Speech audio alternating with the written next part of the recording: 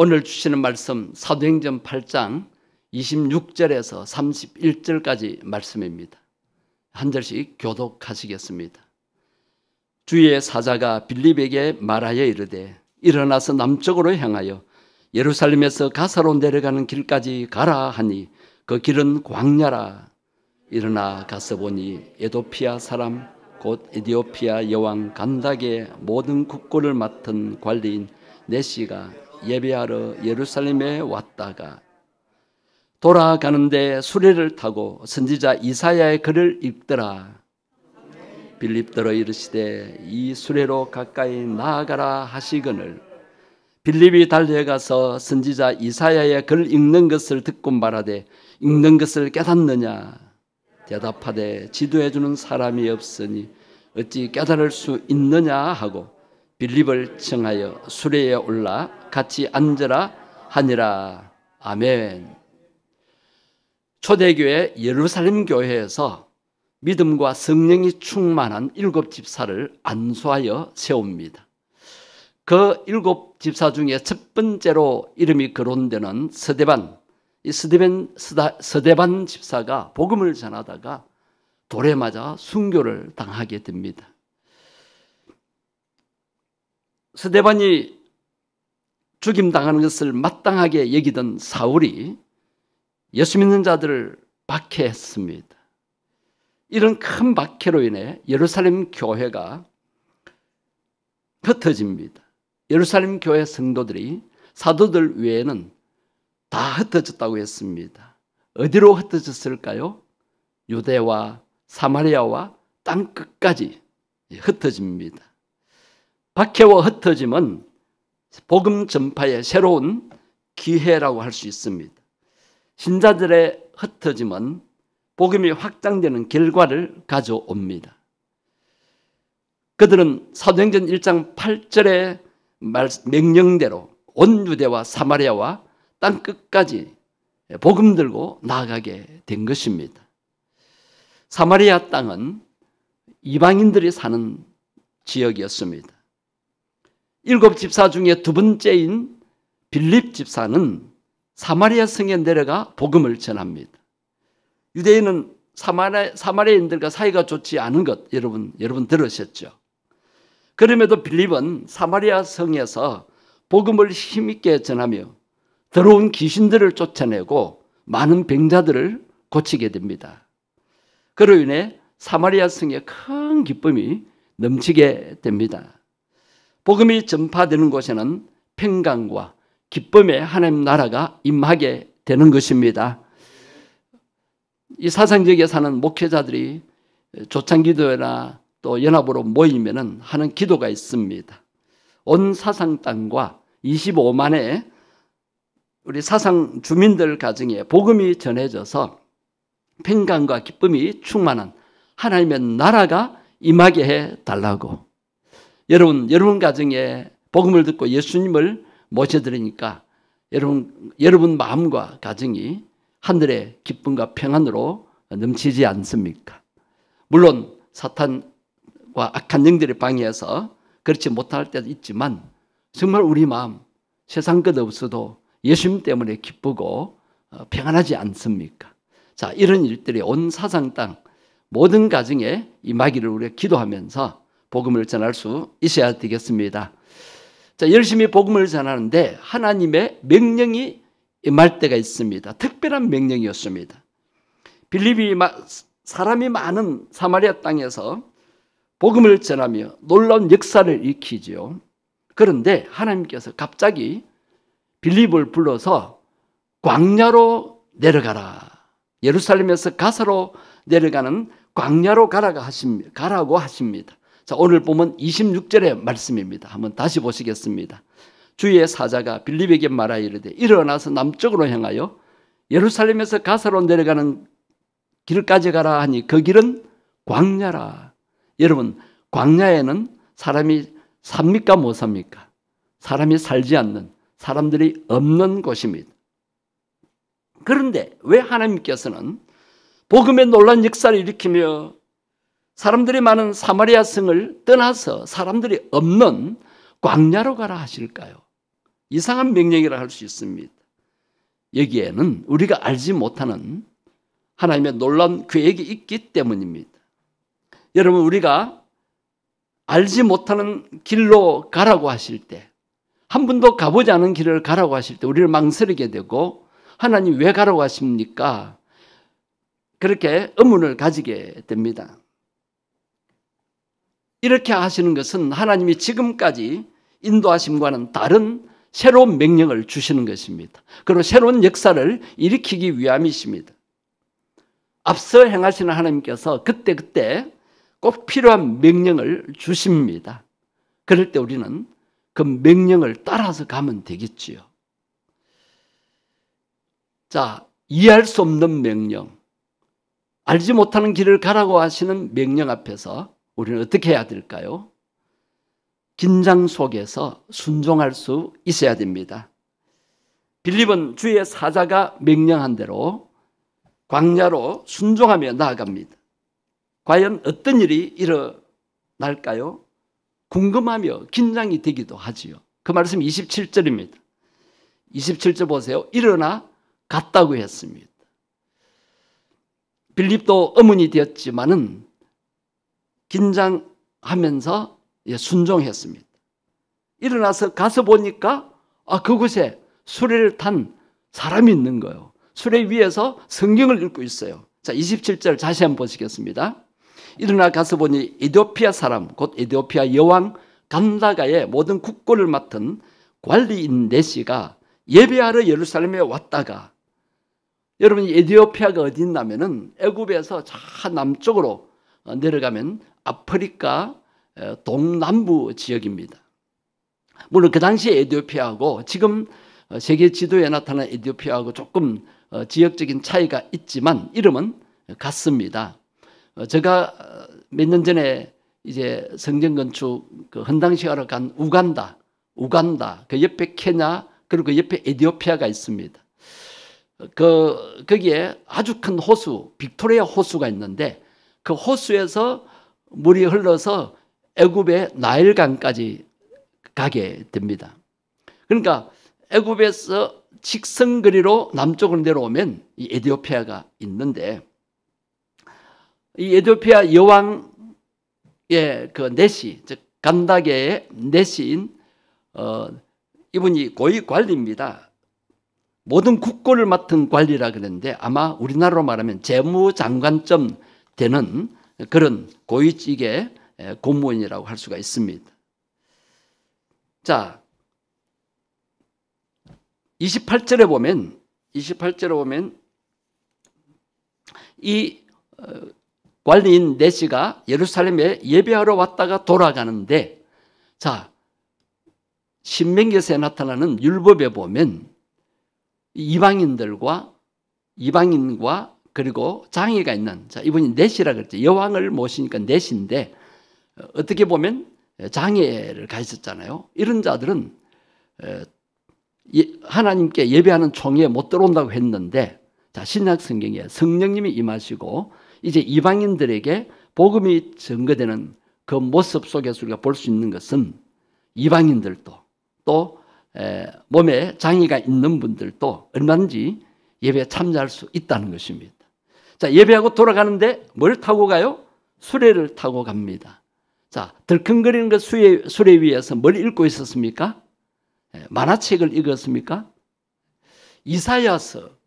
자, 오늘날 우리가 이사야서를 찾아보면 이렇게 인쇄가 잘 되고 종이가 아주 얇은 우리 손에 딱 들어오는 성경책 속에 이사야서가 있는데, 자, 66권 해야 우리 손안에 다 들어온 성경입니다. 얼마나 휴대하기 편하고 읽기 쉬운지 모릅니다. 그 당시에 이사야서는 두루마리로 된 아주, 자, 수레에서 덜컹거리는 수레에서 읽으려고 하면 참 불편했을 거예요. 그런 성경을 읽고 있었습니다. 자, 이런 사람을 하나님이 빌립으로 하여금 하나님이 만나게 하셨습니다. 여기에는 하나님의 뜻이 계시지요. 자, 우리에게도 우리가 가보지 않은 길, 익숙하지 않은 길로 하나님이 인도하실 때가 있다는 것입니다. 그때 우리는 긴장이 되지만 성령님의 인도를 구해야 합니다. 그리고 나에게 주시는 성령님의 음성을 듣고 순종하면 되는 것입니다. 빌립이 이렇게 순종하며 나아갔기 때문에 에티오피아 고위 관리를 만나게 되는 것입니다. 자, 이해할 수 없는 일, 그리고 또 가보지 않은 길을, 알지 못하는 길을 가라고 명령하실 때 우리에게 의문이 들고 또 긴장이 되고 정말 이 일을 가야 하느냐, 이 길을 가야 하느냐, 그런 망설임이 있을 수 있지만 우리는 성령님의 인도를 받으며 가야 합니다. 빌립은 성령님의 음성을 듣고 순종하는 복음 전도자였습니다. 빌립은 하나님 말씀에 순종해서 가사로 내려왔습니다. 그 가사로 가는 길에 이제 광야에서 에티오피아 재무장관인 이 네시를 만나게 되죠. 29절 말씀 한번 보십시오. 오늘 보면 29절. 성령이 빌립더러 이르시되 이 수레로 가까이 나아가라 하셨어요. 자, 사마리아 성에서 이 광야까지 오는데도 성령님이 가라고 하셔서 이제 빌립이 순종하여 왔고요. 또 광야 왔는데 수레를 타고 가는 사람이 있는데 성령님이 빌립더러 그 수레로 가까이 나가라 그럽니다. 자, 30절에 보면 빌립이 달려갔다고 했습니다. 여러분, 수레는 빠르잖아요. 말이 끄는 수레. 빠른데 아마 빌립도 막 달려갔던 것 같습니다. 수레를 따라서 막 달려가는 거예요. 아마 걸음이 느릴 수도 있는데 아마 성령께서 붙으셔서 수레의 속도보다 더 빨리 달려가게 하지 않은가, 그런 생각이 듭니다. 자, 빌립이 막 달려가서 선지자 이사야의 글을 읽는 것을 듣고 이렇게 묻습니다. 지금 읽고 있는 것을 깨달을 수 있느냐고, 뜻을 아느냐고. 그럴 때 이 네시가 뭐라고 대답합니까? 31절입니다. 31절 대답을 한번 보세요. 지도해 주는 사람이 없으니 어찌 깨달을 수 있느냐. 그러면서 빌립을 청하여 수레에 올라와 앉으라 그럽니다. 빌립이 가까이 가서 보니까 네시가 구약성경 이사야서를 읽고 있는데 그 의미를 알지 못하고 있었습니다. 그 네시에게 이사야서에서 예언한 예수 그리스도의 복음을 전합니다. 십자가에 죽으시고 우리의 죄를 담당하시고, 자, 그 이사야서에 나타난 메시아, 즉 어린 양으로 희생하시는 메시아에 관한 말씀을 이 빌립이 성령의 감동으로 잘 풀이해 줍니다. 해석해 주고 설명해 줍니다. 여러분, 여기서 두 사람의 만남을 한번 보십시오. 그 네시는 복음을 받아들일 준비가 되어 있는 한 영혼이었고, 이 빌립은 성령과 지혜가 충만하여서 성경 말씀을 잘 해석하고 그 영혼에게 구원의 메시지를 전하는 좋은 도움이, 좋은 교사였습니다. 어떻게 해서 먼 데서 온 이 구스 땅의 네시와 빌립이 이렇게 조우, 즉 만날 수 있을까요? 그것이 바로 성령의 인도였다는 것입니다. 성령님의 인도가 아니면 도무지 그렇게 두 사람이 만날 수가 없지요.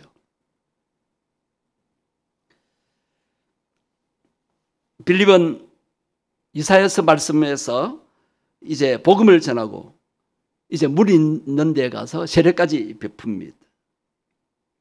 39절 말씀 한번 보십시오. 39절에 가서 보면은 둘이 물에서 올라올 새 주의 영이 빌립을 이끌어 갔다고 했습니다.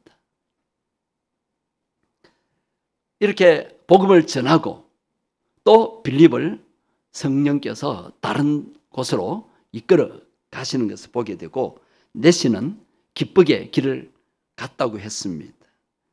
자, 이제 복음을 듣고 세례까지 받은 이 네시, 구원을 받은 것이죠. 구원의 확신을 가진 것이죠. 그럴 때 그 마음이 어땠다고요? 기뻤다는 거예요. 내시는 기쁘게 길을 갔다. 참 이번에 예루살렘의 예배에 잘 참석했구나. 아, 내가 이사야서를 읽는데 뜻을 몰랐는데 하나님이 보낸 전도자가 와서 이 말씀을 설명해 주니까 내가 메시아로 오신 예수님을 믿게 되고 나도 하나님의 자녀가 되고 구원 받게 되었구나. 그것을 깨달았을 때 이 내시가 얼마나 기뻐했는지 여러분 상상이 되십니까? 기뻐하면서 에티오피아로 돌아갔고 이 내시로 인하여 에티오피아가 복음화가 되지 않았겠습니까? 우간다, 케냐, 에티오피아 여러 아프리카 나라 중에서 이 에티오피아가 제일 잘 사는 나라예요. 다른 나라는 항공사가 없는데 이 에티오피아만 에티오피아 항공사가 있습니다. 그래서 케냐, 그다음에 우간다, 그 아프리카 여러 나라 갈 때 다 에티오피아로 가서 이제 그 지역의 작은 나라에 그 나라에 가는 작은 비행기들을 타고 가는 거 볼 때 에티오피아가 하나님의 축복으로 잘 살게 되는 것을 보게 됩니다. 빌립은 주님의 영, 성령의 인도를 받는 전도자였습니다. 그가 가본 적이 없었고 알지 못하는 길을 성령님이 가라 했을 때 그 말씀을 하나님의 명령으로 듣고 또 의문이 들고 긴장이 되었지만 그래도 성령의 인도를 받아 순종하며 나아갔을 때에 놀라운 복음의 역사를 이루게 되는 것을 보게 되지 않았습니까? 하나님께서는 지금도 우리가 가본 적이 없는 길에서 놀라운 일을 행하시기를 원하십니다. 그럴 때 여러분이 기도하는 중에 찬송하는 중에 말씀 묵상하는 중에 성령의 음성을 듣고 그 음성에 순종하며 나아가 보십시오. 하나님께서 구원받아야 할 영혼들 또 내가 도와야 할 영혼들 그런 영혼들을 만나게 주실 것입니다. 우리에게 일어나는 모든 일은 앞서 행하시는 하나님이 그분의 목적을 이루는 과정임을 믿으셔야 합니다. 의문이 들고 이해가 되지 않고 망설여질 때도 여기에는 하나님의 놀라운 계획과 목적이 있구나. 그것을 알고 믿고 나아갈 때 순종할 수가 있습니다. 때로는 우리가 도무지 이해할 수 없는 아픈 일들을 또 고통스러운 일들을 겪기도 할 것입니다. 그럼에도 하나님께서는 그 모든 과정을 아시고 우리 앞서 가시면서 우리로 하여금 능히 하나님의 역사를 감당할 수 있도록 도와주십니다. 그것을 믿고 빌립처럼 성령 인도받아 나아갈 수 있게 되기를 바랍니다. 하나님께서는 그 어느 것도 이유 없이 행하시지 않으십니다. 이유 없이 우리에게 명령하시거나 또 순종하라고 하지 않으십니다. 하필 나에게 왜 이런 일이 일어나는가? 하필 왜 하나님께서 나에게 이 일을 시키시는가? 이해할 수 없는 것도 있을 수 있는데 그때 이해가 안 되는 것은 우리를 향하신 하나님의 목적과 계획을 모르기 때문입니다. 그럴 때 하나님의 뜻이 어디에 있습니까? 하나님의 목적이 어디에 있습니까? 기도할 때 하나님께서 가르쳐 주실 것입니다. 하나님께서는 다 목적이 있어서 우리에게 명령하시고 또 성령님을 보내셔서 우리로 하여금 순종하게 하십니다.